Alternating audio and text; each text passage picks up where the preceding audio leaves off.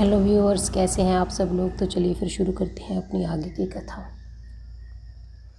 सतोगुणी, रजोगुणी एवं तमोगुणी ये तीन तरह के स्वभाव के होते हैं। जिस प्राणी को रजोगुण अधिक होता है वह राजसी कर्म करने के बाद सत्यलोक को जाता है। तमोगुण अधिक होने से पाप करने वाला व्यक्ति पाताल लोक में पहुंचकर नरक के दुख भोगता है और सतोगुणी मनुष्य अपने शुभ कर्मों द्वारा देवलोक को पा लेता है। हे माता, जप, तप और दान आदि शुभ कर्मों को भी राजसी, तामसी और सात्विकी इन तीन तरह के का जानना चाहिए। अतएव सभी प्राणियों की गति भी तीन तरह की होती है।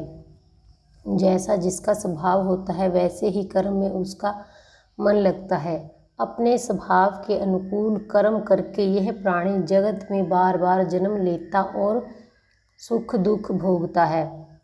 इस तरह उसे जन्म मरण से मुक्ति प्राप्त नहीं होती। कुएं से जल निकालने की रहट की तरह जीव की भी गति जाननी चाहिए।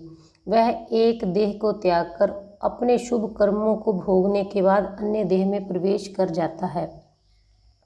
श्री कपिल देव जी के इस प्रकार के वचन सुनकर देवहूति ने कहा, हे प्रभु, जब यही स्थिति है तब तो जीव का इस संसार से किसी भी प्रकार से छुटकारा नहीं हो सकता है।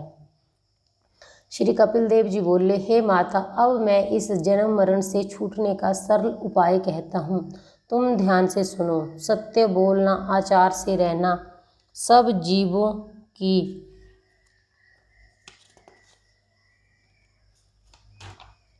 रक्षा करना, प्रयोजन बिना अधिक ना बोलना, बुद्धि को नष्ट ना होने देना, बुरी संगति तथा बुरे कर्मों से दूर रहना, अपने चित्त को सदैव प्रसन्न रखना, भगवान जितना दे उसी पर संतोष रखना, किसी के धन को देखकर डाह न करना, शुभ कर्मों द्वारा संसार में सुयश कामना, किसी पर क्रोध न करना, धर्म पूर्वक कमाई हुई आय से अपना जीवन व्यतीत करना, श्री नारायण जी के चरणों में भक्ति रखना, किसी जीव को कष्ट ना पहुंचाना, पर स्त्री को माता के तुल्य मानना, साधु संत एवं ब्राह्मणों की सेवा करना, बड़ों की सेवा करना, अच्छी बुरी सभी बातों को भगवान की इच्छा समझना तथा अपने धर्म एवं कर्म पर दृढ़ रहना। इन बातों को जो प्राणी मनुष्य देह पाकर करता है वह आवागमन से छूटकर भव सागर से पार उतर जाता है। हे माता, ये सब गुण सत्संग तथा कथा पुराण सुने बिना प्राप्त नहीं होते हैं। अतः मनुष्यों को चाहिए कि वे साधु संत महात्मा तथा ज्ञानी जनों का सत्संग करें। श्री कपिलदेव जी द्वारा देवहूति को 3-13 का ज्ञान बतलाना और भगवान का सत्संग सुनाना।